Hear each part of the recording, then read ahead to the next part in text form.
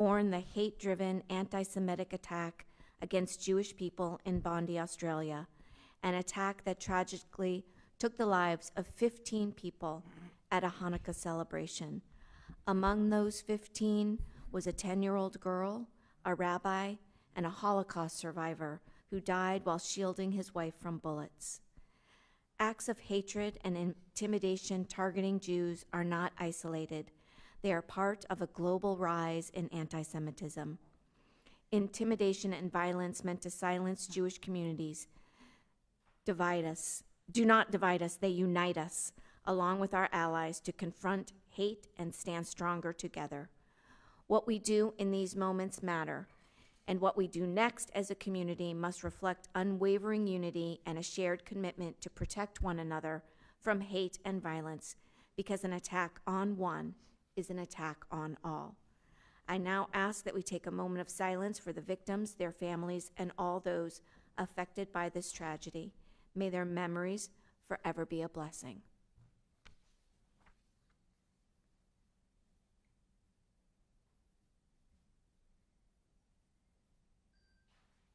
Thank you very much. Rep. Tendrich sends her best wishes for everyone. Thank you.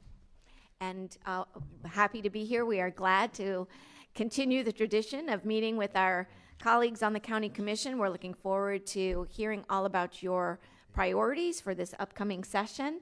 And I think we're going to let our members introduce themselves. And just to make it easy, let's just go around the table.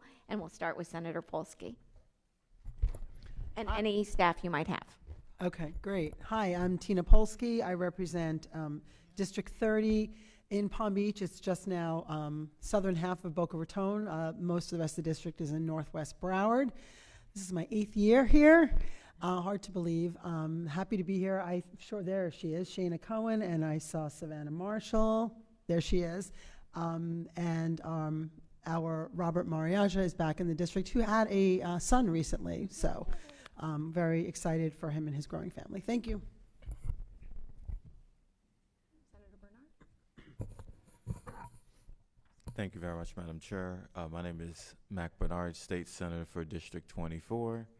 I've been a senator for about a year now, and my district starts to the north in the town of North Palm Beach, and it goes all the way down to the Boynton Beach line. I'm really happy to be here to have a discussion with the Board of County Commissioners and to basically protect the residents in Palm Beach County and Tallahassee. And lastly, Victoria did recognize Rob Long as Rep-elect, but Rob Long is not Rep-elect because he is elected on day one. So you're not Rep-elect. Thank you.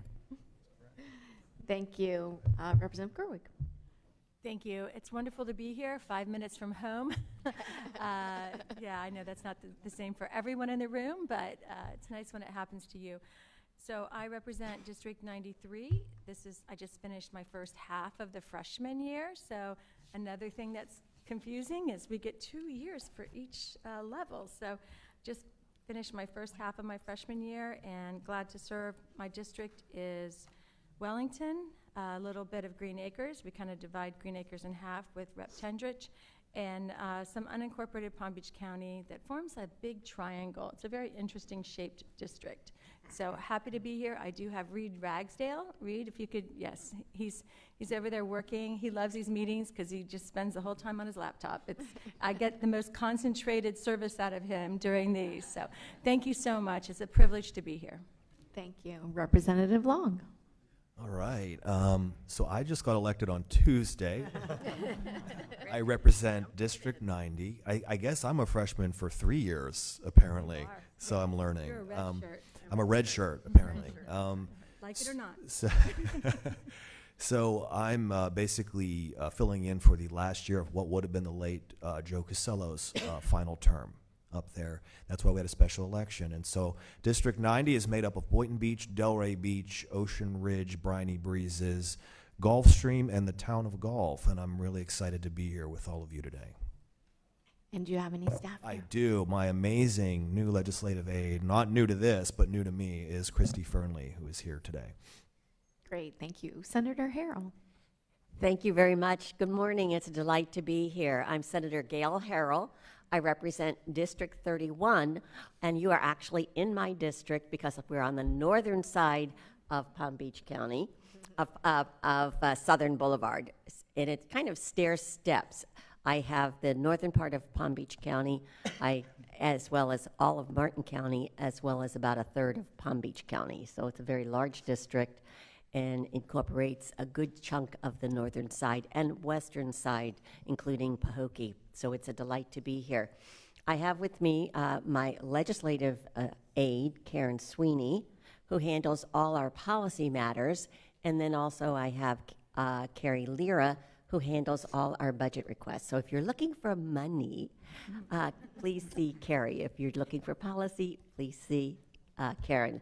And at home, I have Ann Baldock, who handles all our constituent matters. And it's a delight to be here. Thank you. Good morning. I'm Lori Berman, Senator from District 26. District 26 starts in Boca Raton and then goes up to Delray Beach, Boynton Beach, Highland Beach, Briny Breezes, Gulf, Ocean Ridge, and Wellington. It cuts over to Wellington and includes Belglade and South Bay. So it's a very big district on the other side of the road. So if you were on the other side of the road, that would be my district. I have with me here today my staff, Troy Grass and Brenda Bryant, and I don't see Sophia. Is she here? Oh, okay. Okay, and Sophia Kabesh. And I just want to wish everyone a happy holiday. And I do want to say, I know we took a moment of silence for Australia, and I'm grateful that we did that, but I'm also very distraught over what happened at Brown University, and I think we also should acknowledge that and make sure that we start to talk a little bit more about gun violence in America. Thank you.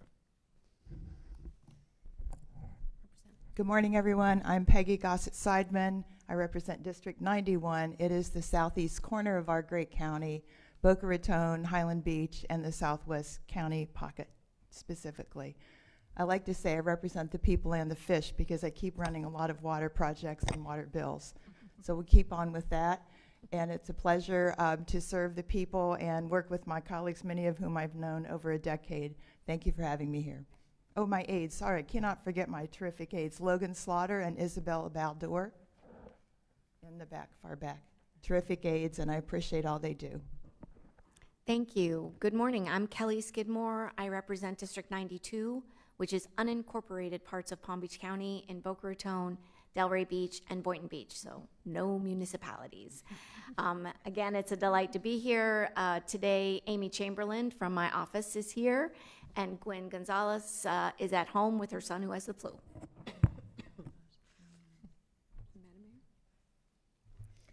I would also like to welcome the Board of County Commissioners and have each of them introduce themselves. So if we start with Commissioner Weiss.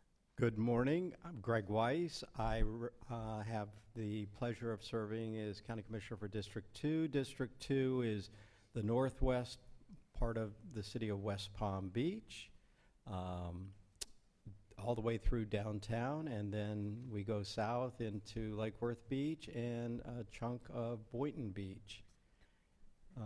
This will be my last year serving on the County Commission. It has been an absolute honor and privilege to be able to do that and to work with you all as part of our delegation, getting things done for the people of Palm Beach County and the state of Florida. I also want to take a moment, though, to acknowledge the continued anti-Semitism and violence being perpetrated on the Jewish people, not only here, but around the world, as we've seen yesterday. It's time for this to just stop. The violence, the rhetoric, all needs to be turned down, and I believe it's our responsibility as electeds to help lead that charge and making sure that we're not contributing to those comments and creating division amongst our own people. Next, we have Commissioner Flores. Good morning, everyone. Commissioner Joel Flores, representing District 3, which is what I consider the heart of Palm Beach County, the central part of the county. from West Palm, Palm Springs, Green Acres, parts of Lake Worth. I feel like I represent the workforce community in the county, and I'm extremely proud of who we are and what we do. And I've had the pleasure of working with Senator Bernard, Deborah, Representative Tendricks, and Representative Gerwig. So I look forward to the discussion today. And like my colleagues, I want to echo their sentiments regarding gun violence. So hopefully we never have anything like that happen here locally. But we as elected officials, we got to work on that. So thank you. It's an honor to be here with you, and look forward to sharing some thoughts and ideas. Vice Mayor Woodward. Thank you, Mayor. Hello, Marcy Woodward, Commissioner for District 4. I wrote down my cities so I don't forget. I have 13. Boca Raton, Delray Beach, Boynton Beach, Highland Beach, Gulfstream, Briny Breezes, Ocean Ridge, Hypoluxo, Lantana, Manalapan, Village of Gulf, South Palm Beach, and 2 precincts in Palm Beach. So that's why I write them down. I don't want to forget. A very happy little corner of Southeast Palm Beach County, most of the coast. It's a good district. Happy to be here. I do have Nicole Bellata with me from my office, and happy to be here today. Thank you for all who also represent my area. Thank you. And I am the mayor. My district is actually District 6, so I represent Belglade, South Bay, Pahokee, Wellington, Royal Palm Beach, Westlake, Loxahatchee, Groves, and I don't think I forgot any. But I have a very large district. I have 1,300 square miles. I'm very honored to also represent Indian Trails Improvement District and the Everglades Agricultural Area, which are huge parts of my district. I'm glad to have John Carter here as Chief of Staff to my office. He's been coming to legislative delegations a lot longer than I've been in politics. So most people know him and have been around. He does everything legislatively for my office. So if you need any help with that, I ask you to reach out to him. And I want to thank everyone for being here today. We will have staff. I would like to also introduce Administrator Abruzzo. Thank you, Madam Mayor. My name is Joseph Abruzzo, County Administrator. I serve at the pleasure of the Board of County Commissioners. It is so great to see so many former friends, colleagues that I served with. Still. Well, in the legislature. In the legislature. Former friend. I'm sorry? Still friends. Still friends, but so great to see you as former colleagues. Yes, always friends, many family. It is really great to see you. I did want to take a quick moment to acknowledge the wide range of staff we have. I won't name all of them, but I just want the legislators to know as we make our comments today, you have many of the heads of the 30-plus departments from county administration. So they are listening and here to answer any questions as well. I know we'll be hearing a lot from our legislative team. We did, with the support of our board, we were able to ramp up our legislative team in the county, both internally and externally, so you'll be hearing a little bit about that. I did also wanted to acknowledge, and I know many of you served in this capacity as well. I was there when we had 2 separate gubernatorial turnovers, and these sessions as we head into the last year of a governor's term are always difficult and challenging, so we recognize that from our administration side. I did want to point out, and as many of you know me, I like to cut right to the chase. The financial health of Palm Beach County is remarkable due to the fact of the Board of County Commissioners. When I served as clerk and comptroller, I would go into the community, I would have a slide, and it showed by 2044, we would actually, if it was the will of the board, be debt-free. I wouldn't recommend that. That means all capital improvement stops and we're not bonding out projects. But I bring that up because you do not see that hardly anywhere in the nation if you look at large counties, municipalities throughout the entire United States. We're AAA bond rated. Our financial health is remarkable. Actually, Commissioner Weiss chairs our Financial Policy Committee, which helps set the standard of how we operate on the finance side. The elephant in the room, of course, is going to be property taxes. And as we go through the delegation, I just want to point out a very important key statistic, because many don't really know how the board's budget operates. We hear the $9.6 billion budget threshold. That is true when you add all the different components, especially the sheriff's budget, into it. But as many of the bills and rhetoric coming from the state indicate that our board cannot dive into certain aspects of the budget, the actual board budget that they could control, if you exclude fire rescue, is $720 million. So when you hear things like the CFO saying slash $344 million, that's nearly half the board's budget. We would cease to be able to operate and meet statutory requirements if that occurred. The House Joint Resolution 201, which would eliminate homesteaded property taxes, would eliminate $609 million of the 720, which would mean we would not be able to operate unless we look for our alternative tax revenue. And I'm going to call it what it is, and this is coming from me, not any member of the board. As I see it, there's only really 3 areas that the board can dip in to make any meaningful gains. It would be raising taxes on non-homesteaded property and commercial. It would be dipping into reserves, and it would be a sales tax. Could be any of the 3 or a combination of the 3. But it's my job, I bring that up because I have to present the budget to the board. And if 201 passes, we are in a situation where our entire funding to operate many of our key components that were required. I see planning, zoning, and building here in the audience. Our libraries, parks, facilities, road and bridges, housing and economic development, I could go on and on. That's what that pot of money is. So this is a serious conversation that we may have to dive into later, and there are serious consequences. This isn't from administration. We understand the need of fiscal responsibility, but we also need to operate a government for the board. And with that, I will turn it back to you, Mayor, to recognize. Thank you.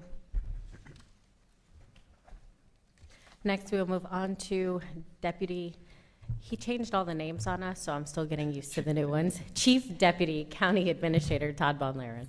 Thank you, Madam Mayor, and appreciate the opportunity to present some ideas to the legislative delegation today with the rest of our team. Alessandro is going to lead us in a majority of our presentation today, and I'm going to focus on the side of property taxes and get into a deeper dive in that in the next couple of slides. I know a lot of you have had a chance to meet Alessandro already, our new legislative director. Ryan is also with us today. I saw him earlier a minute ago, who's our Intergovernmental Affairs Director. There's Ryan. Thank you, Ryan, very much. And then Tom Nadler, who might be a new face to some of you as well, one of our Deputy County Administrators, is overseeing directly some of our intergovernmental affairs, and he comes with a great deal of private sector intergovernmental affairs himself. So with that, Alessandro, I would turn it over to you to lead us through. And as we go through the presentation, through each slide and subject area, we'll take a brief pause.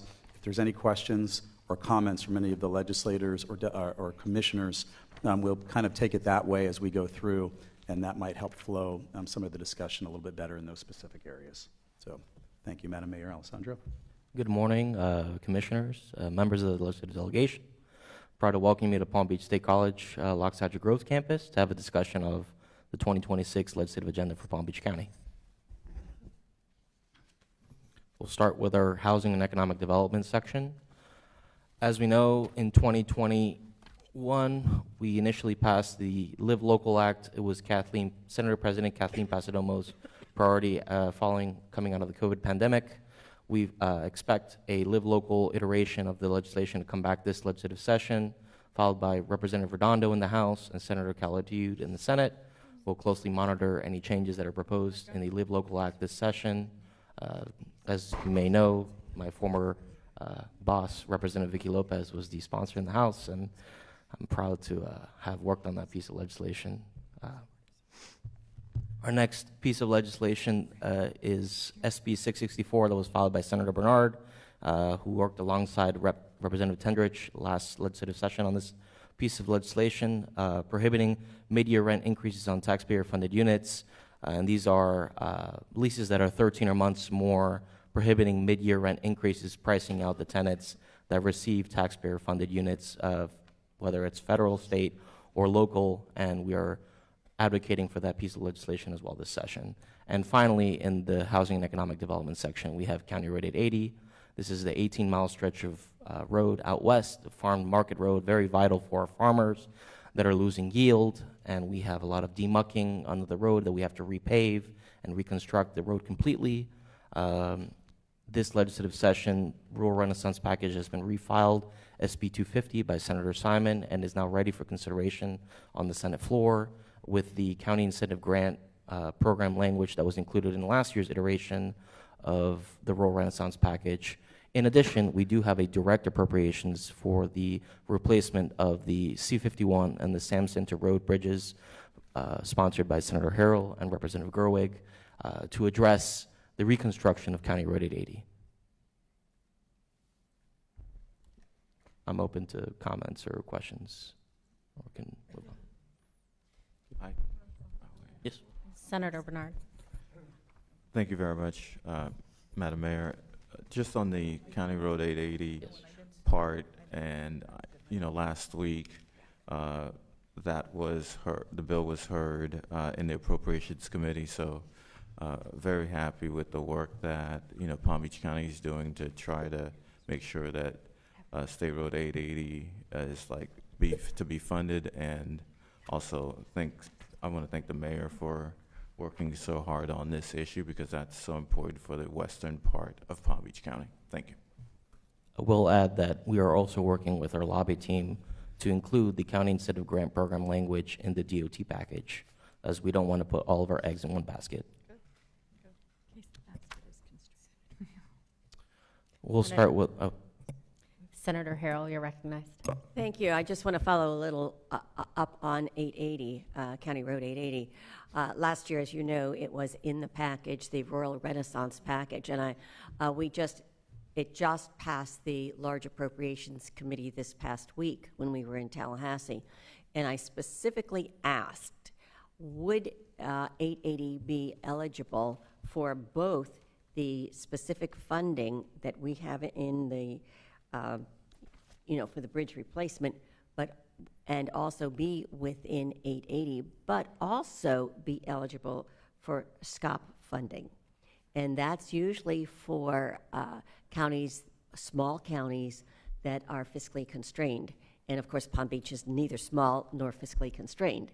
So, and there is special terminology in the bill to allow Palm Beach County to access that SCOP funding. So I was very pleased to hear that, and hopefully we get it passed this year. We need our members in the House to talk with the Speaker and make sure we get that passed this year. Thank you. And just for clarification, the SB 250 would strike the SCOP funding that's currently in statute and provide up to $15 million through 2032 annually for the reconstruction of County Road 880 and other roads within the Everglades agricultural area as currently written in SB 250.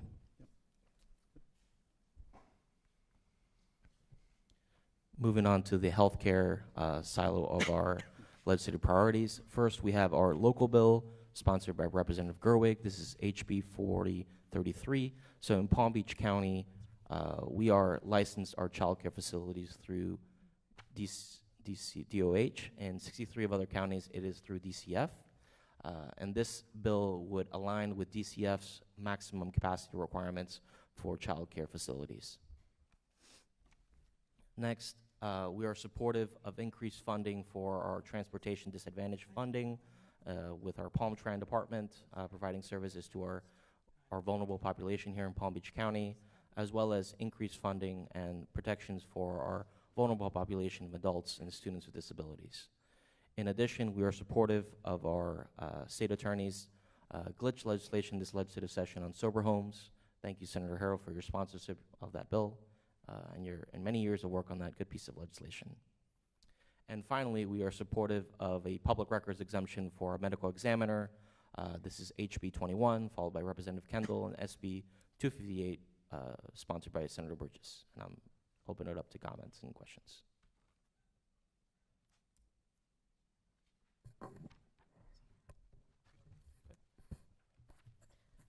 Senator Harrell, I assume yours is still up from the last time you spoke? Pardon me.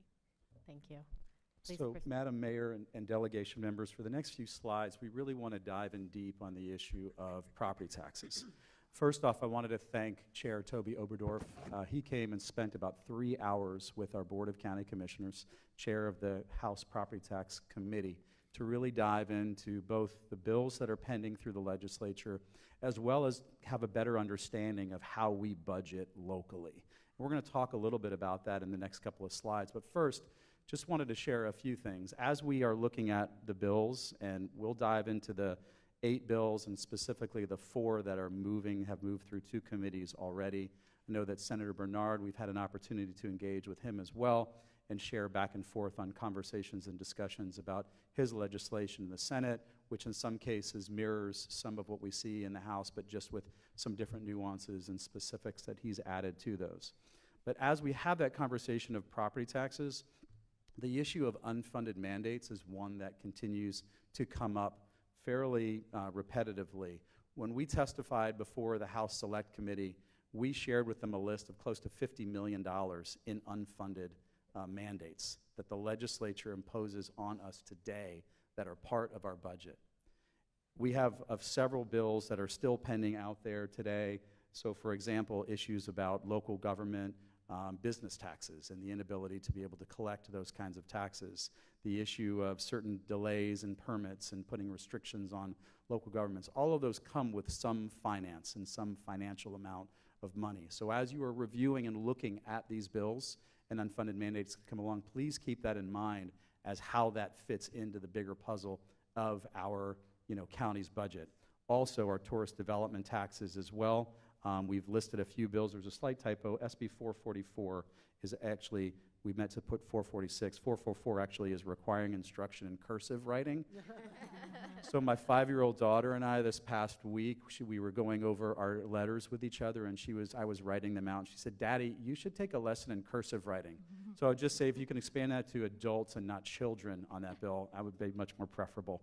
But 446, 454 through 458, those are ones that really expand the use of tourist development tax dollars. And I know that Orange County is a big focus of this, but we just also ask, as you kind of review those types of things, that you think about in the big picture our situation in your counties that you represent and how we use those dollars to market probably one of our most precious industries. If we turn to the next slide, this really gives you a little overview of our budget. And I wanted to just share some of this with our legislators so you kind of can put this in perspective.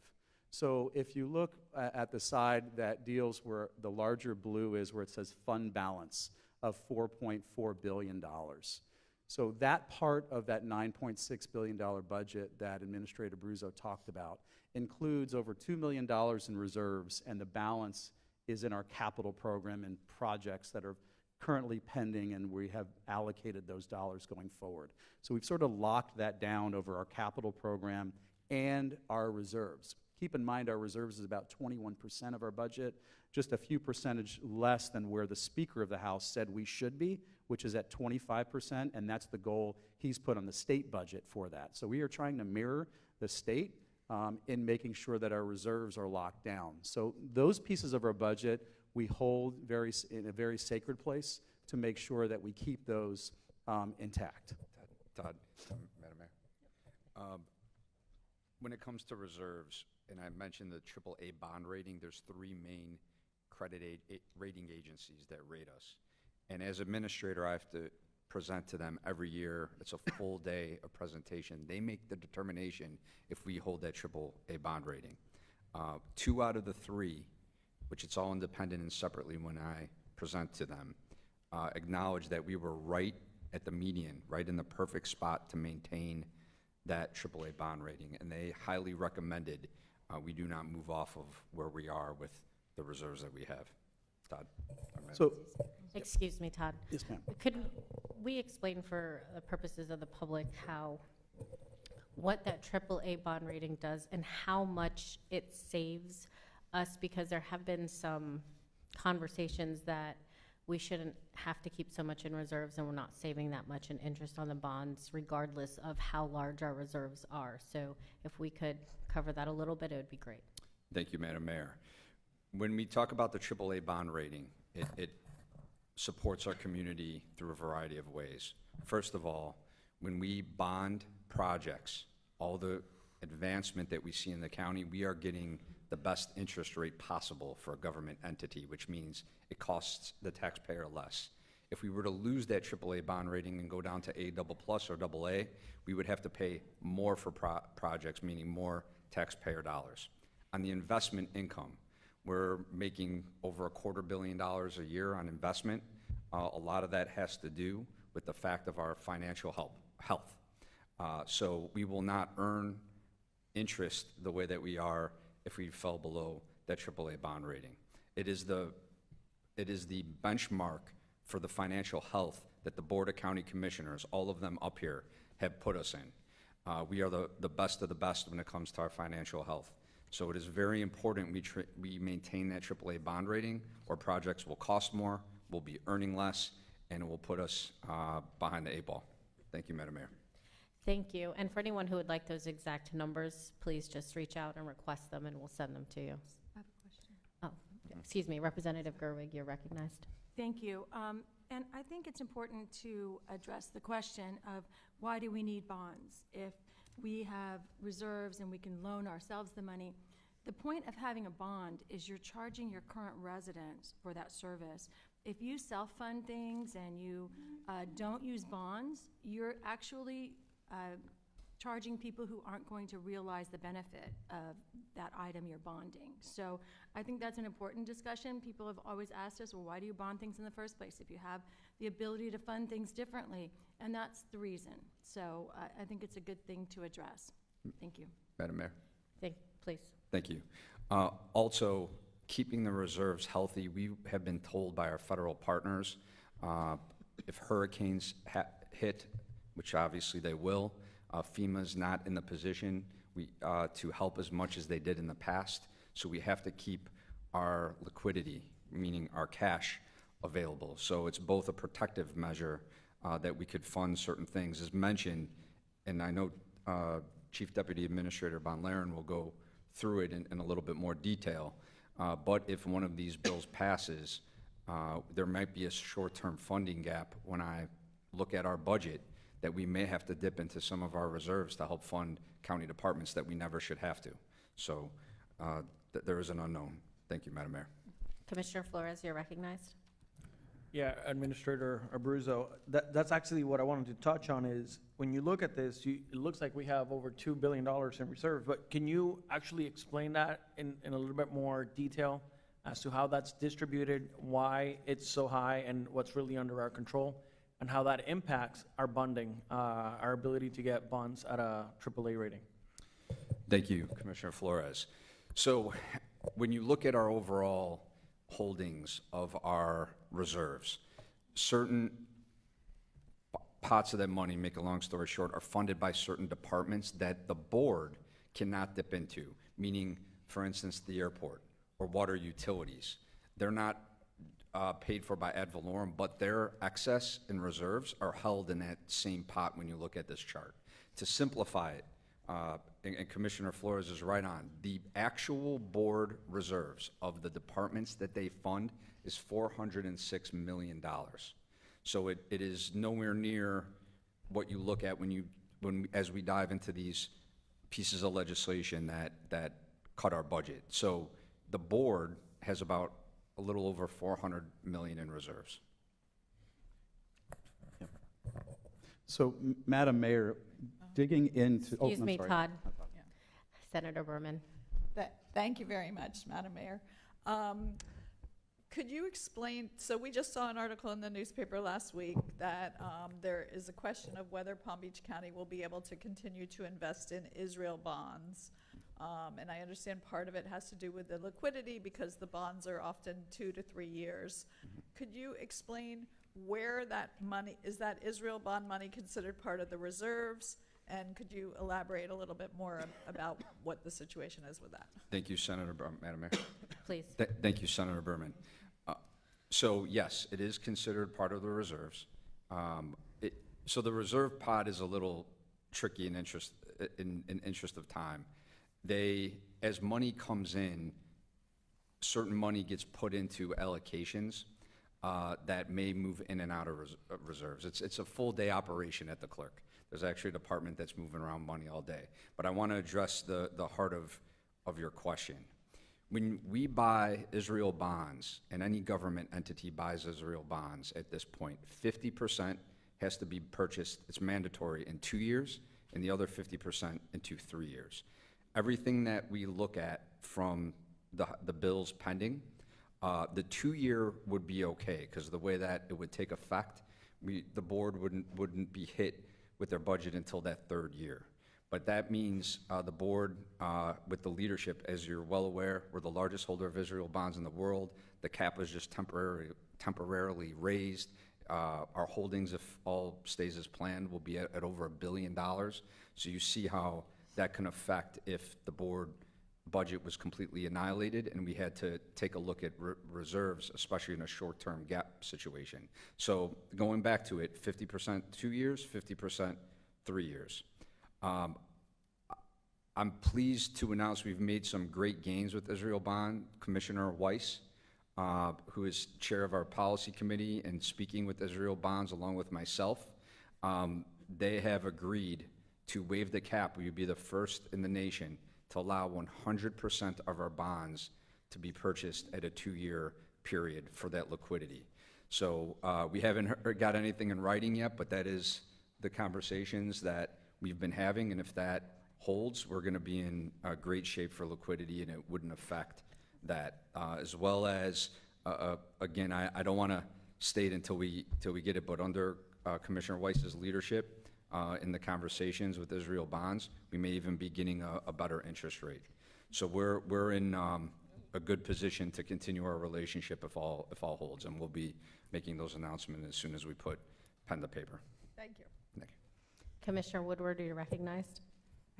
Thank you. I just wanted to reiterate what Administrator Abruzzo was telling us also is that we can invest in long-term bonds in this country, that if we needed to pull them, we could. There's a penalty, but we could do that. That's not the case with the Israel bonds, which is why the 3-year mark was so important, that we not get ourselves tied into 3 years, because we do not have an option to take this early if we needed to. But because of this conversation, we feel pretty comfortable with the 2-year mark. It was that 3rd year, knowing that we can't touch it for 3 years, that made us all uncomfortable. So just wanted to reiterate that point. Representative Gossett-Seidman, you're recognized. Thank you, Madam Mayor. I just wanted to point out that those who may think that this bonds issue is any kind of a shortfall, that while we are the worldwide leader, many states and municipalities also invest in the Israeli bonds, including New York, Chicago, Texas, California, and Ohio, among others. So it's not like we're alone in this investment. Just wanted to point that out. Thank you. Thank you. Please continue, Mr. Von Laren. Thank you, Madam Mayor. So as we kind of really look in this pie graph for you again, we talked about the fund balance.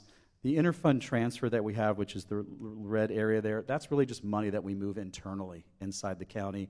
Charges for service are much more restricted to specific charges that we make that go directly back, such as water utilities, impact fees, the like. Intergovernmental revenues are dollars, thank you to the delegation, that we receive from the state, the federal government, and then license and permits are some other taxes that we have. So when you see the aqua piece of the pie at $2.167 billion, that represents our share of current property taxes that we collect within our budget, $2.167 billion. So if you flip to the other side on the expenditure, the same kind of pie graph that is taken out, public safety, we spend $2.11 billion on public safety. So about $50 million less we spend on public safety than what we take in property taxes. So almost our entire property tax budget is equal to what we spend in public safety. If you go to the next slide, when we really dive into the expenditure side of things, and this really hits at the heart to Administrator Abruzzo's comments. So that yellow piece, that almost $1.1 billion, is what our sheriff's budget is. And just to go back to the comments that the CFO made, when he came in, he said, look, you guys actually should be spending more money on the sheriff. So he says that number is okay. Keep that number there, and by the way, you can't touch it anyways, because under the legislation we're pending, you can't touch that public safety side. Our constitutionals in the purple, those we can't touch either because the state requires that we fund that, of which our constitutionals ask to operate. Our debt service is very low in the scheme of things. Our reserves, to just skip over, is about 372 million, so right where the administrator spoke about.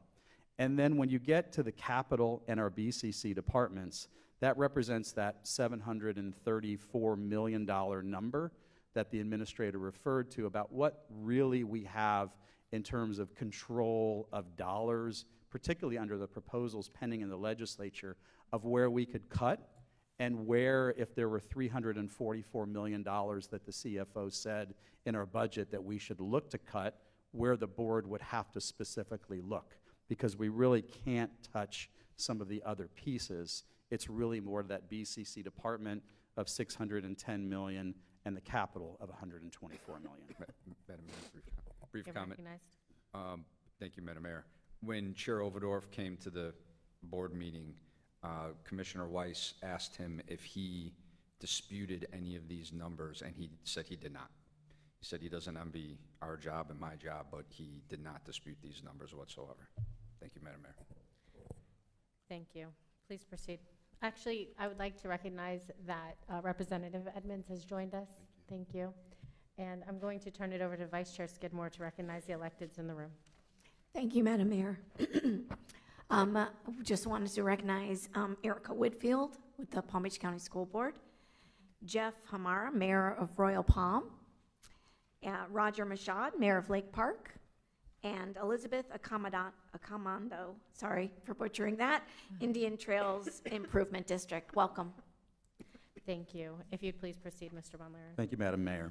So just keep in mind that $610 million BCC department. So as we turn to the next slide, this gives you a breakdown of the House bills that have moved through at least one committee or not more, of specifics in terms of what the dollar amounts of the impact both to general fund, fire rescue, and county library would be.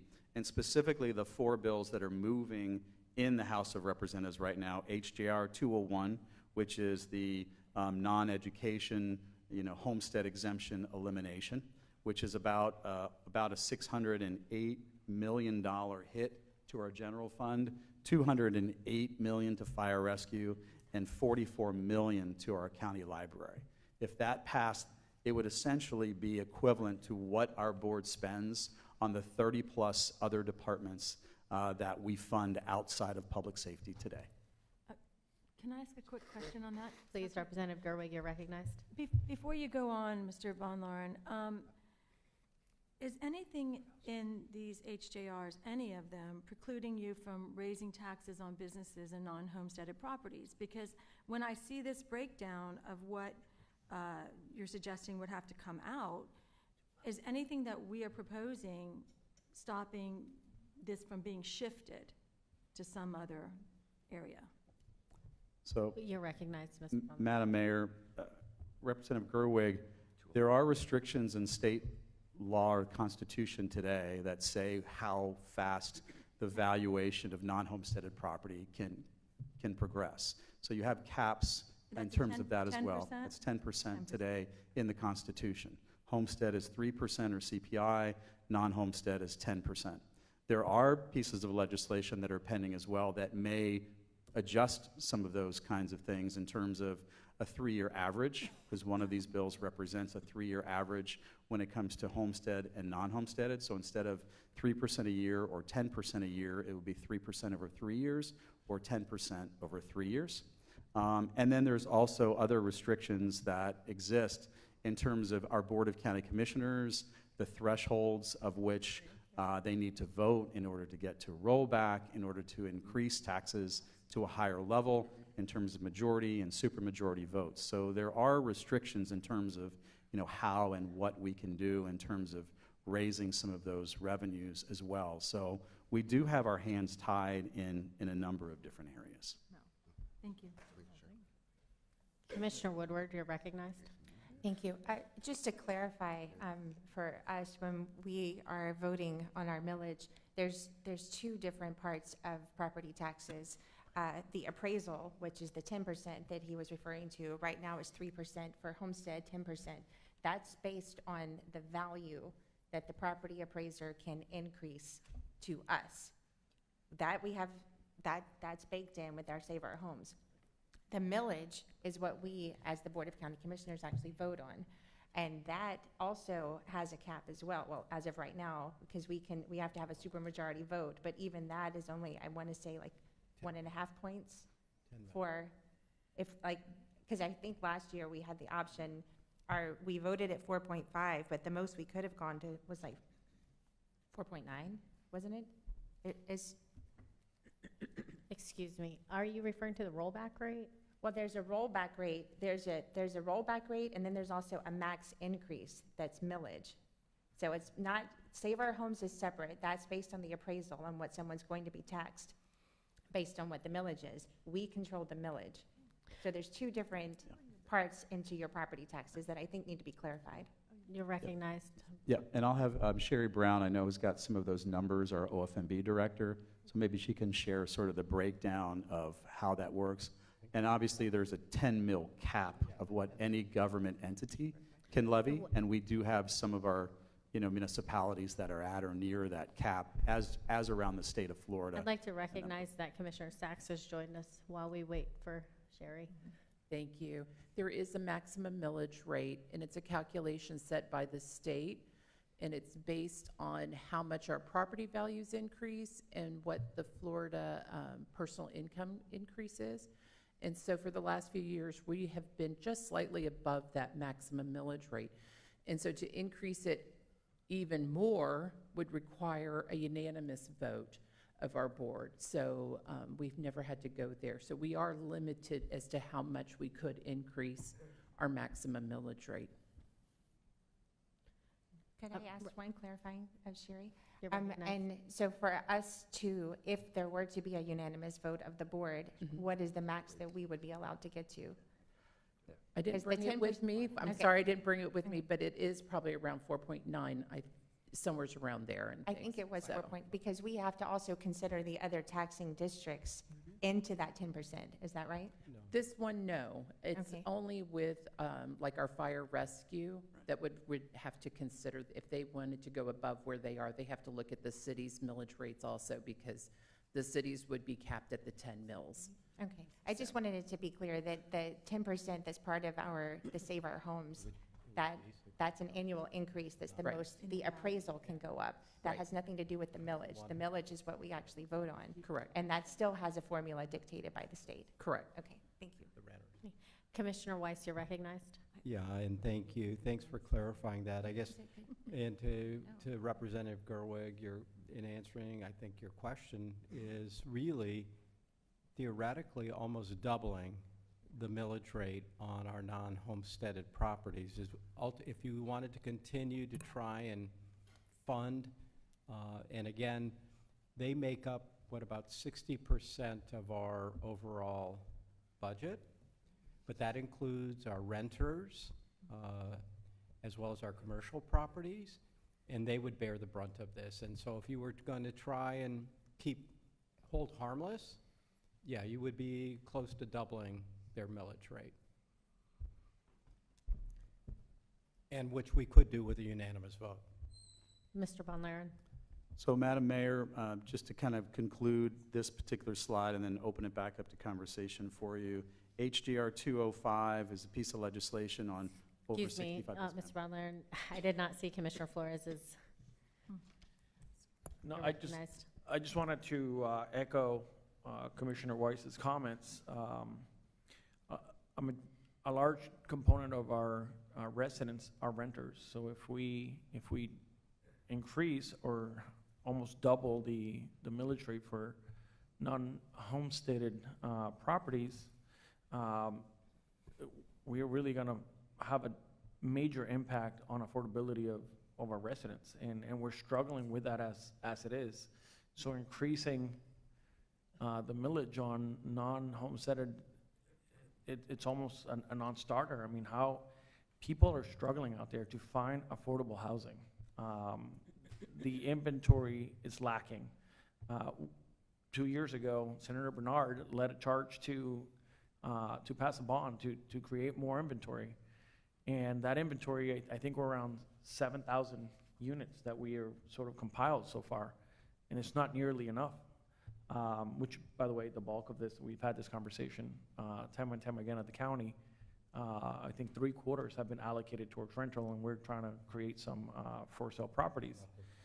But I think we got to remember that these, homestead properties, the taxes that they're paying is a service that the county provides for them. It goes to road, public safety, police, fire. And I understand that it's being taxed on the actual property, but at the end of the day, it goes to provide a service, a level of service that we have all grown accustomed to. When you look at these bills, the impact that it's going to have on our community is going to be drastic. And we're trying to figure out where we're going to get the funding to continue to provide the services that people expect. Because at the end of the day, the services that we provide, planning and zoning, fire, police, we still have to provide that. So,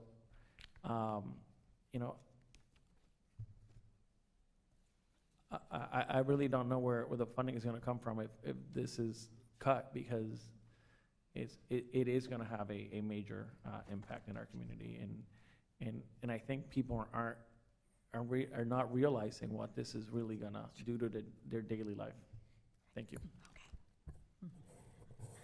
Vice Chair Skidmore, you're recognized. Thank you, Madam Mayor.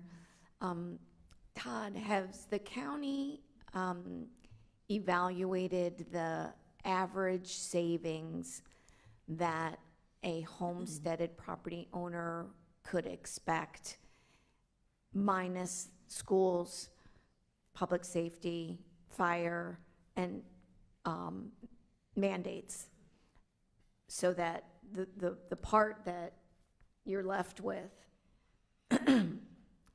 as a homeowner, do you know what the average savings per household is? Madam Mayor, and I think that we have some of those numbers that Sherry's put together, because we do provide some of those savings to our board. Just to let you know, I mean, our board twice in the last 4 years has decreased taxes from an ad valorem perspective. And so we share specifically what those savings are going to be, in addition to eliminating the infrastructure sales tax. So 3 times our board in the last 4 years has voted to eliminate sales tax. And Sherry, I don't know if you've got sort of the average on what some of those proposals. I know that when Chair Overdorf came in, he was talking in the neighborhood of $300 savings that they had for some of these specific proposals, but that's more on the statewide level that he was calculated. So we haven't dove into that as detailed on each of these proposals of what they mean from a savings perspective. And to clarify, it was $300 annually, Yeah. not monthly. My point. If I may, Madam Mayor, Yeah, I didn't mean to take us down a whole other rabbit trail. Please, Mr. Von Lehren, continue. so just to the standpoint, though, of our ability to raise revenue, I know that was an issue that came up.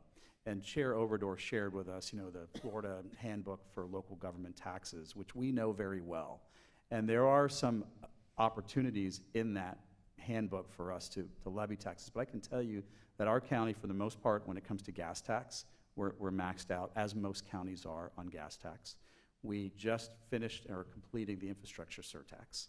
And we have a transportation surtax that, is available as well. So we're very limited as to where else we can go. And I showed you on those first slides where we're getting some of the other revenue from. It's nowhere near close to making up even a small percentage of what we are getting in property tax. I mean, that's the bread and butter for us, the same way that sales tax is the bread and butter for the state, and income tax is the bread and butter for the federal government in terms of funding their basic underlying services. But Madam Mayor, we just wanted to share these numbers with the board again, as well as with our delegation, to understand to Palm Beach County what these impacts were to our general fund, fire rescue, and county library. And I can assure you that in your next meeting with the League of Cities, these numbers go even farther and deeper in terms of those impacts on our municipalities and our special taxing districts, including the healthcare district and the Children's Services Council as well. Thank you. When Chair Oberdorf was in our chambers, he had a bill, and I think that I found very favorable and made the most sense. I think at some point something is going to go on the ballot, and I've asked our board to really take a look at what is being presented, what has been laid out, and instead of just being against everything, find one that I think makes everyone comfortable. Let's get one on the ballot, but also doesn't completely fall on the burden of the non-homesteaded properties. So I think with that, we can move on with the presentation. I do not see any other. Commissioner Woodward, you're recognized. Thank you. Just before we move on from this, I would like our county legislators here to know this board has had a number of conversations internally with our administrator. We are taking hard looks at our budget. We know we have some stuff that we're going to be working through. But we just ask you, as you look at these bills and whatever comes across, we're also looking at some that we think could be manageable. We are looking at making some internal cuts. Our administrator he's working with Sherry daily on this.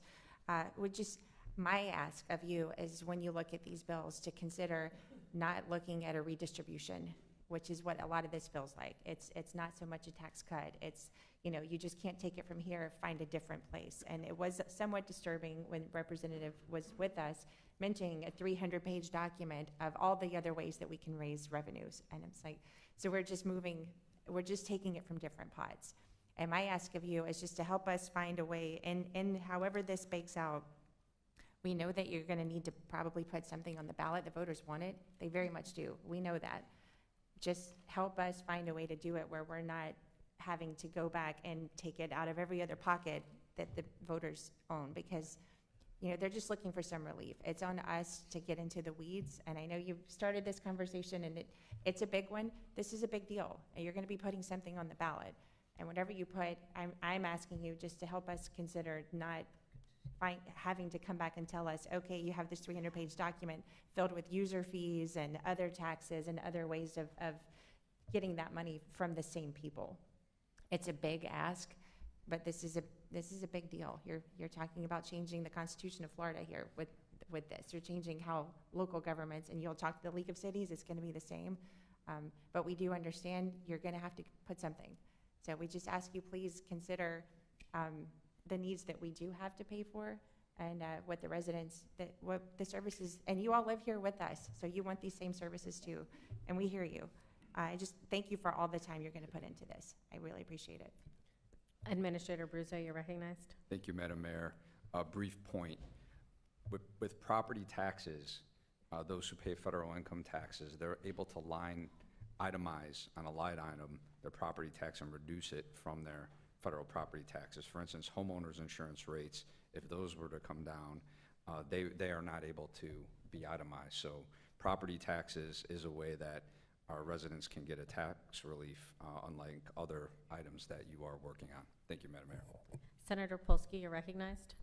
Thank you, Madam Mayor. I just wanted to offer a broader perspective, because I do represent Northwest Broward County, and Parkland, who I represent, is the number one city that will get hurt by this. We've seen presentations where they have the most number of homesteaded properties. If you're familiar with Parkland, there's no apartments. Most people who live there, this is their only home. It's not like second homes like we have a lot of in Palm Beach. And so almost all their properties are homesteaded, and there's no commercial activity, almost whatsoever.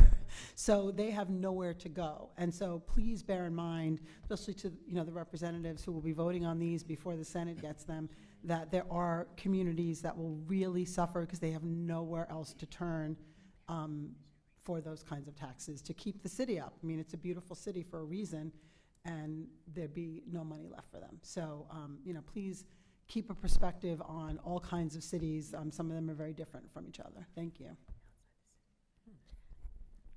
Senator Bernard, you're recognized. Thank you very much, Madam Mayor. I I think it's a good conversation that we're having in regards to property taxes. But, you know, for me, what I'm not hearing about this conversation, which is the people who are paying the taxes, there's an affordability issue for a lot of residents in the state. And so as the counties and the cities are making their decisions in regards to property taxes, they also need to consider the residents who are paying these taxes and how some of these increases does impact the residents. And so in the Senate, we have the Senate committee will probably eventually look at a bill that we're not sure, you know, the House, they have their 8 bills, and in the Senate, most likely there'll be one bill that will come from the Senate, and that will most likely probably would be the bill that that would provide the relief for some of the residents. But what we're looking at, I know for me, which is how can we provide relief to our seniors who are over 65 years of age and older? How can we provide relief to first-time homesteaders to give them the opportunity to be able to purchase that first home? And can we provide relief to people who've been paying property taxes forever in this state?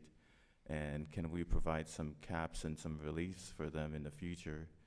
And also, we're looking at our small businesses and renters. Can we provide a cap in terms of we don't want to shift the burden from increasing, like if we reduce the homestead and for the cities and municipalities to shift it to the tenants. And so what we're going to try to look at is, can we provide some cap for some small businesses? So in all, what we're hoping is that, you know, as we're having the discussion in regards to how do we provide relief to the residents, what I'm hoping is that as the cities and the counties are making their, when they're doing the budgets in the future, that they're looking at, okay, how's that going to impact the residents, and not just think of, you know, how we're going to continue to run government, but not realize that somebody's paying those taxes. Thank you, Madam Mayor. Thank you, Senator. There was a specific bill you had presented. Which bill number was that? Oh, I have so many bills. Which one actually, to your point, helped the 65 and older, helped new homesteaded So that would be, property I owners? think HJR so we have the 5 bills that HJR 272, 276, I think, is it 270? Which one is it? Which one is it? I can tell you which one. What yours are? So 270, so 270 is the one that, SB 270 provides relief to seniors who are 65 years of age and older. SB 274 provides the relief to long-term property holders who've paid property taxes for more than 20 years to cap their increase. The 278 bill provide relief to first-time homesteaders, so in that way we can reduce their tax burdens, so in that way they can purchase their first home. I believe 282 provide the relief to the cap on small business owners, but what we're looking at is to look at also helping the renters, so now we could provide a cap for small business owners for property taxes. And then lastly, I believe 286 is the one, no, not 280. Yeah, 286 provide relief for residents who wants to make improvements on their home. So these are all issues that we're trying to provide relief to residents, and but at the end of the day, we just want the cities and the counties to also consider the residents who are being impacted by these property taxes. Thank you. Thank you. But I like helping specific demographics. So people, I like cutting taxes for people that need help. And I would also like to just reiterate that I think the residents want and need this, but also we don't want to shift burdens, and I think those are very thoughtful bills that we could manage without shifting burdens. Commissioner Sachs, you're recognized. Thank you so much. There's a button here somewhere. Can you hear me? Yes. Okay, very good. I think this is a very healthy discussion, and I want to thank Senator Bernard for putting out those bills. But I think the underlying issue is this. It's affordability. Now, everybody says it's too expensive to live here, and it is very expensive to live in Palm Beach County. However, what is driving up the prices? Is it if we cut property taxes, is that the solution? How about insurance costs? I've had folks come to me and say, you know, Sachs, I pay more in insurance than I do on my mortgage, or I do on my property taxes. I'm homesteaded, I'm a veteran, I'm over 60, I take advantage of everything I can, but this insurance is going up and up and up. Why don't you also cut or at least review insurance rates for Palm Beach? So I would like to pose a question. Have we done a study as to if we cut property taxes, is this going to immediately make our lives here more affordable?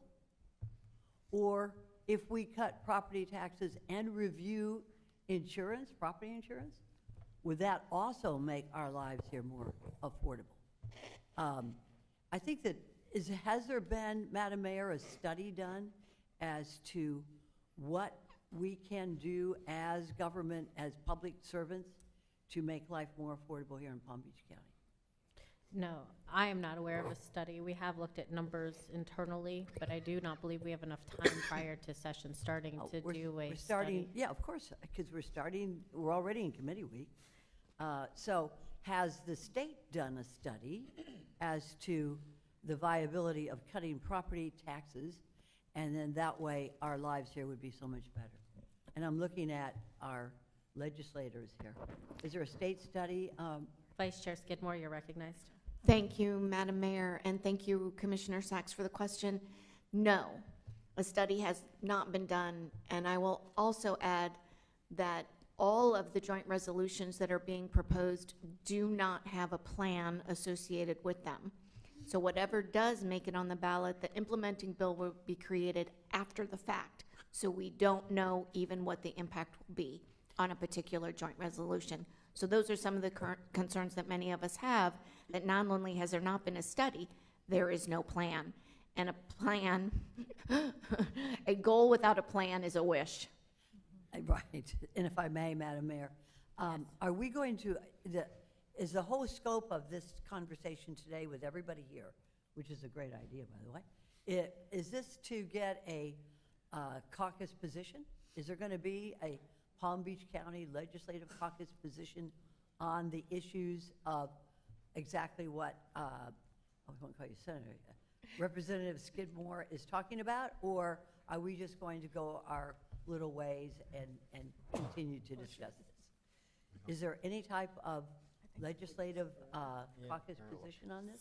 Senator Bernard, you're recognized. No, there's no caucus position because you have the House and the Senate, and we're looking at property taxes differently.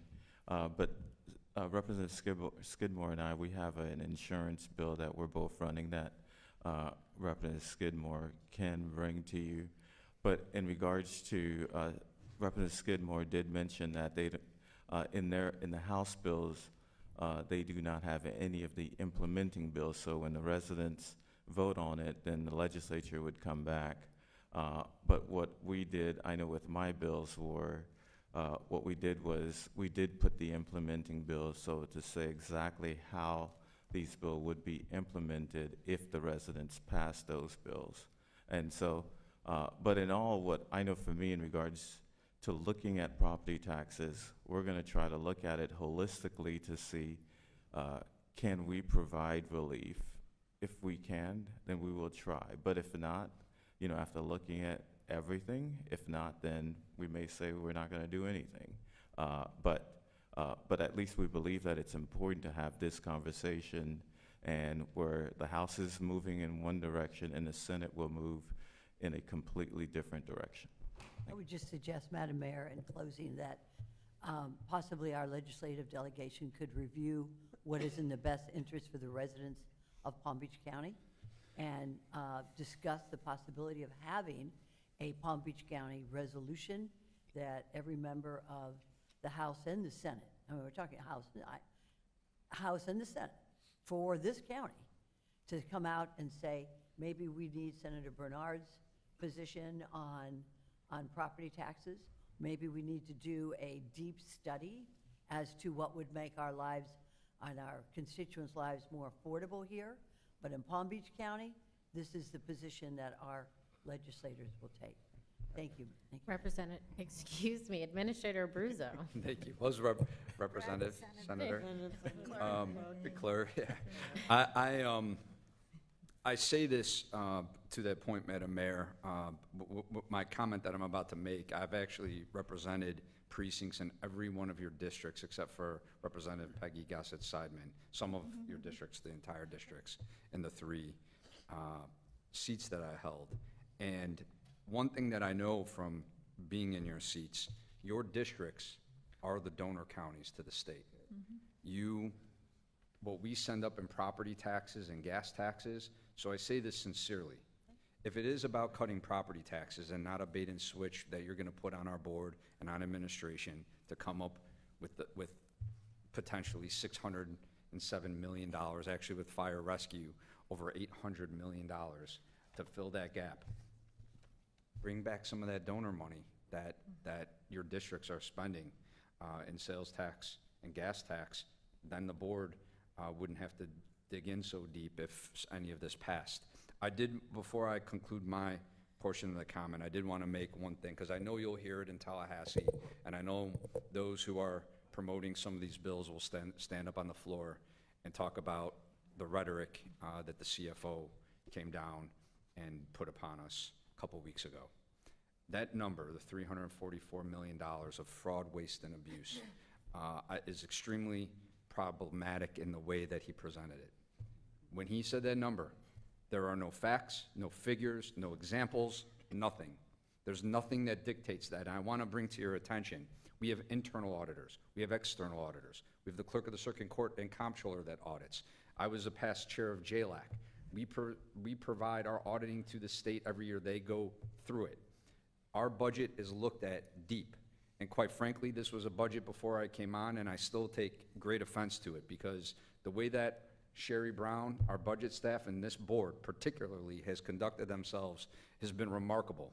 It's why I brought up the point that they could actually be debt-free if they choose to be. So there is no fraud, waste, and abuse.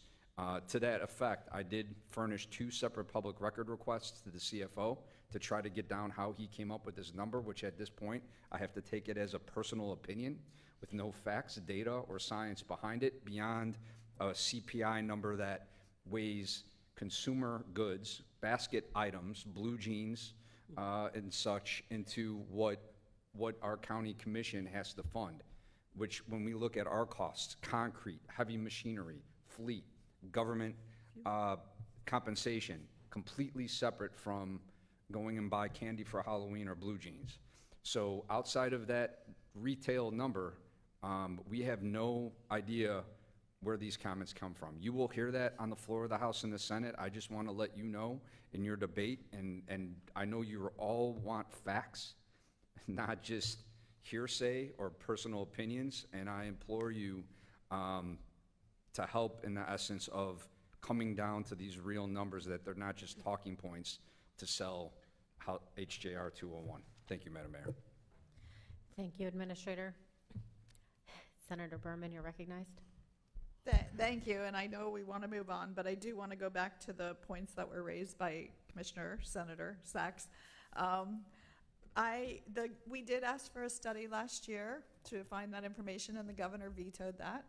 So that's why there has been no study, because it was asked for to figure out what the impacts could be, and we did not get that.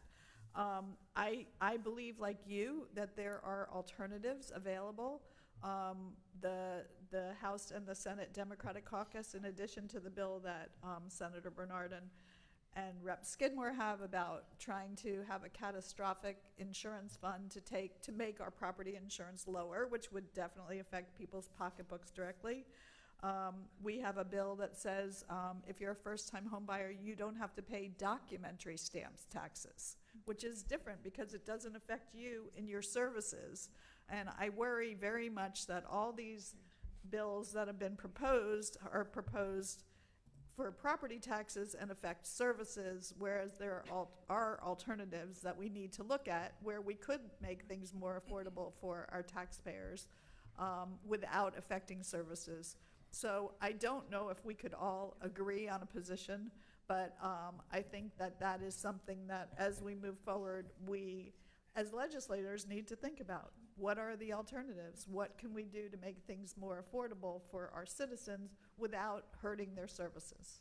And I hope we go forward in that respect. Thank you, Senator. Mr. Madam Von- Mayor, I'd like to make a motion. I move to extend our meeting until 11:15. Second? Or do you need a I second? have a motion and a second. All in favor? Aye. Any opposed? Please see the motion carries. Mr. Bundler, you may continue. Thank you, Madam Mayor, and we'll just briefly turn to the next page in the growth management. And I'm going to have Alessandro just kind of lead us briefly through some of the high points of each of these next few slide areas, if that's okay, and then we can wrap it up with questions at the end. Is that fair, Mary? Please, Okay. and if Alessandro, we could please. do the abridged versions, Yes. Mr. Bundler? We will. And That's why I'm gonna have before, Alessandro do it. And now, yeah, before continuing on, we wanted to know that HJR 209, which is the $200,000 exemption for property, if you have a comprehensive master property insurance policy, is the only bill that is currently ready for consideration for the House floor. That bill has passed its 3 committee stops, and as the Speaker mentioned in his remarks last session, he would like to pass it off the floor the first week of session. Moving on to our growth management section, we will closely monitor any legislation that impacts our ability to collect impact fees. There have been several growth management bills filed, but I will focus on the most important bill that we are concerned, or that we are monitoring. It is the glitch bill to SB 180. That's SB 840, filed by Senator Nick DeSigli, who filed the SB 180 bill last session.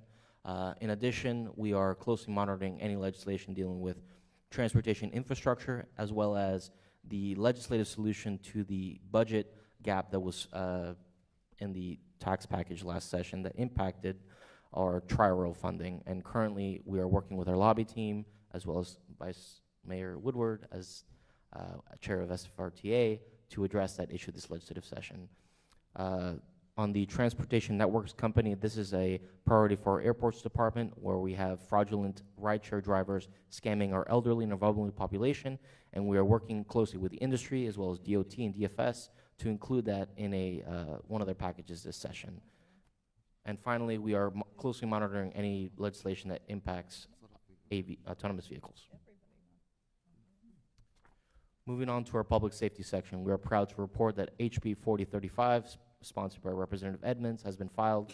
This is our second local bill dealing with the Construction Industry Licensing Board, which aligns to best practices and industry standards for the applicants to the board that they have to have passed and taken their examination before they can apply to the board. We are closely supportive of our appropriations for the Palm Sago facility, sponsored by Representative Weinberger and Senator Berman, for reentry, restore reentry. We are supportive of legislation that would protect our victims of sexual assault, as well as our animal control officers being assaulted. We currently have a supportive of a public records exemption for sexual assault counselors. That is SB 376, followed by Senator Polsky. Representative Long will be filing that bill on the House side shortly.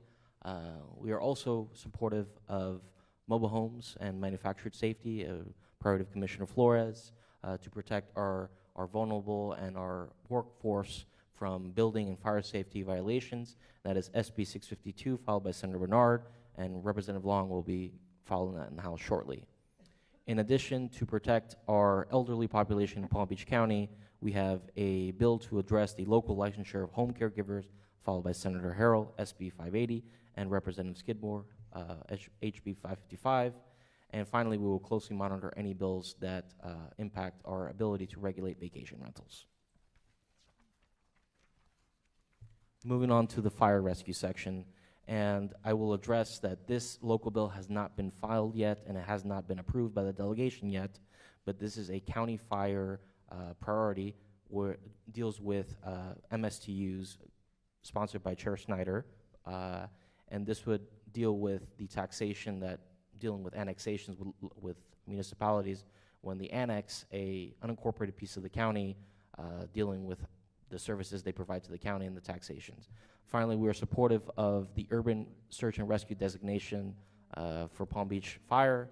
Miami-Dade County has 2 USAR teams, and we'd be supportive of having that designation within Palm Beach County, as well as closely monitor and oppose any legislation that impacts our ability to enforce the fire code.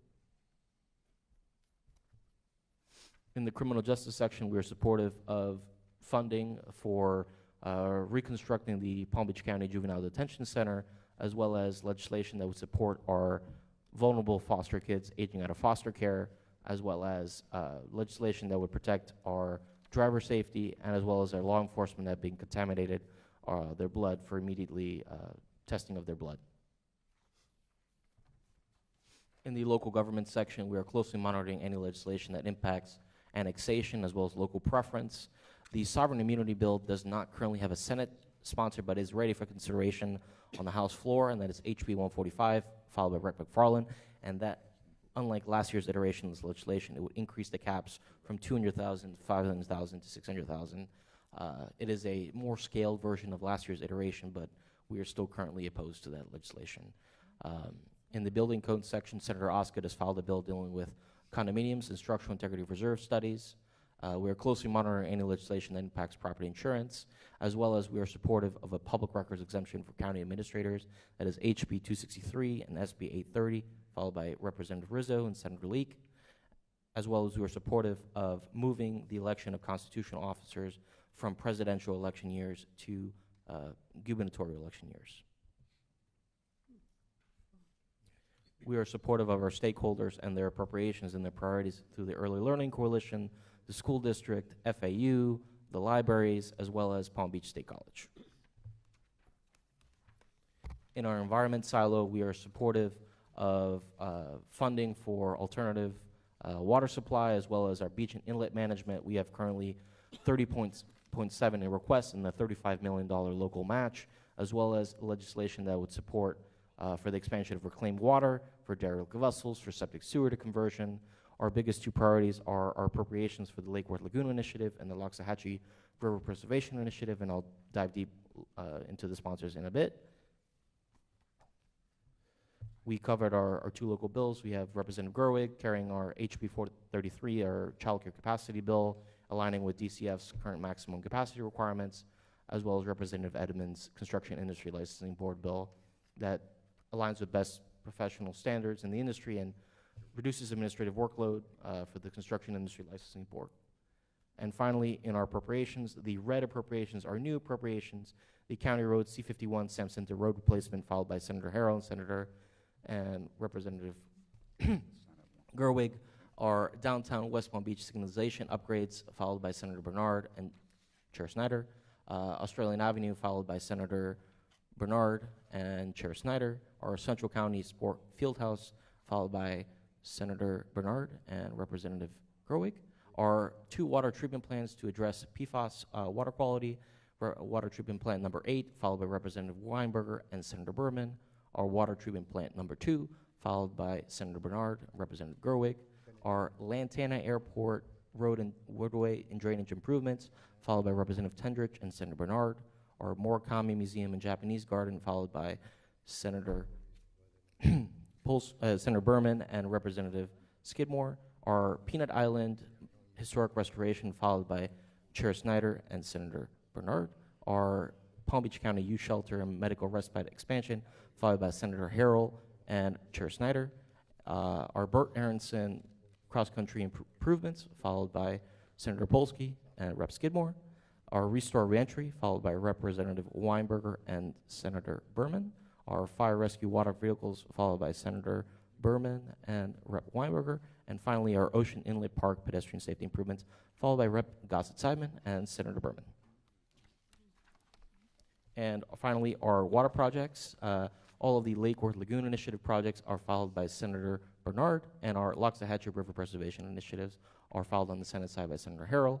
We have the Worth Lagoon Barometry Survey filed by Representative Gossett-Simon, our North Lake Living Shoreline as well, followed by Representative Gossett-Simon, our City of Green Acres Septic to Sewer, followed by Rep. Gerwig, our Peanut Island Lake Worth Lagoon Habitat Restoration, followed by Representative Gossett-Simon, our Lake Park Septic to Sewer Conversion Project, followed by Representative Edmonds, our Town of Manalapan Septic to Sewer Conversion, followed by Representative Gerwig, our Gulf View Heights, followed by Representative Edmonds, and finally our 2 Locks River Preservation Initiative projects, followed by Representative Gossett-Simon for the Town of Jupiter, as well as for the South Indian River Water Control District. Alessandro, that was impressive. If anyone didn't notice, he knew exactly who was on every bill and it wasn't listed up there. Great job. Thank you for that. My pleasure. Moving on, we have taken up most of our time, so what we have left are basically for comments or any additional concerns to be discussed. If anyone would like to, Senator Polsky, you're recognized. Thank you very much, Madam Mayor. Thank you all for this important conversation. I did have a separate question. Can someone discuss the possibility of the AI data center being built, and what are your considerations? Maybe you could enlighten us a little on what that might involve. Thank you, You can't Senator talk about it? Polsky. We are taking a look at it. It is placed on a pause or a brief until it will come back to the Board of County Commissioners in April. It will be quasi-judicial as well because the property owners already own it and already have previously approved items for that property. Senator Berman, you're recognized. Thank you, Madam Mayor. I have read some information that there could be an air taxi service between West Palm and Miami. Is that something that the commission is going to become involved with in terms of regulating? It's a whole new industry, and how does Administrator Bruzo. Yeah. We do, is Laura still here? Yeah. Our airports director is here. Yeah, and so that is an initiative by being pushed by, or championed by, I should say, Related Ross. And Commissioner Weiss, I believe, Madam Mayor, knows some information, plus we have our airport director. So, If you would like to, please join us. I mean, the board, we approved a lease over at the airport for a vertiport. I want to say it was 5 years ago. It was approximately 5 years ago. We have a vertiport location on Palm Beach International. We're currently still working with the FAA to review airspace for that specific location. I think what you're referring to is probably the news articles related to Archer Aviation that came out. We do not have any sort of agreement with Archer Aviation. If Archer Aviation wanted to partner with the vertiport developer, they certainly could engage in those conversations. It's not something that the county would necessarily be involved in. It is an agnostic vertiport site. In terms of regulation of the actual air traffic, that's not something that we would be doing at a local level. That really would be the federal government, the FAA. Thank you. Thank you, Laura. Mayor, one quick thing. Now that we have Laura Beebe here, we should probably mention SB 706, which was filed by Senator Mayfield. Representative Weinberg will be following the companion on the House side. This would preempt the naming of airports to the state and would rename our airport PBIA after the president. Just wanted to share in concerns initially. This would have a tremendous fiscal to the county, changing all of our branding and signage. And Laura can speak to some initial concerns that we currently have. Sure. Our primary concerns have to do with funding. One would be payment for changing of branding and signage. There are also some concerns that have been raised by our attorneys regarding trademark infringement and violation of a state law related to use of the name without permission. So those are some challenges we're going to need to work through with the legislators to make sure that we don't put the county in that position. We also don't want to be in the position of paying royalty fees for use of the name either. The president is actually very unique in that his name is actually a brand and is trademarked with the state and the federal government. So those are really the primary concerns, is funding related. Thank you. Thank you. Commissioner Sachs, you're recognized. Thank you. And this is in relation to Senator Polsky's question about the AI. One of the reasons, Senator, that we asked for the pause is to see the review that is being done by one of the committees in the state legislature. So I believe you're going to be reviewing that possibility for the entire state of Florida. We wanted to piggyback on that and see what you were saying with regard to that. So we'll be waiting for you all. All right? Thank you. Thank you. Senator Bernard, you're recognized. Thank you very much, Madam Mayor, Vice Mayor, and Commissioners. It's a pleasure to be here this morning to have a discussion in regards to issues that we will take on in Tallahassee. As you know, that we are a delegation that represents Palm Beach County very, very well, and we look forward to working together. As for me, I represent 18 cities. I'm on 9 committees, and I may have like probably 75 appropriations that I'm running this session, 22 bills and counting. But at the end of the day, what we're hoping is that we represent Palm Beach County to bring as many of the resources that, as Administrator Bruzo says, you know, we're a donor county, and what we're hoping is that to bring as many of the resources back to Palm Beach County. Thank you very much, Madam Mayor. Thank you, Senator Bernard. Representative Gerwig, you're recognized.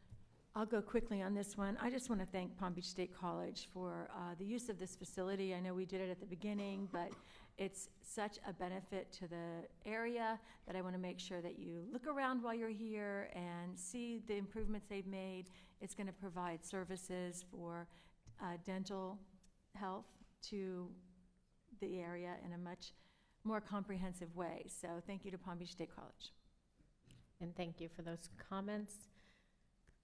I do not see any others. Meeting adjourned. For any of the commissioners or the legislators, the Palm Beach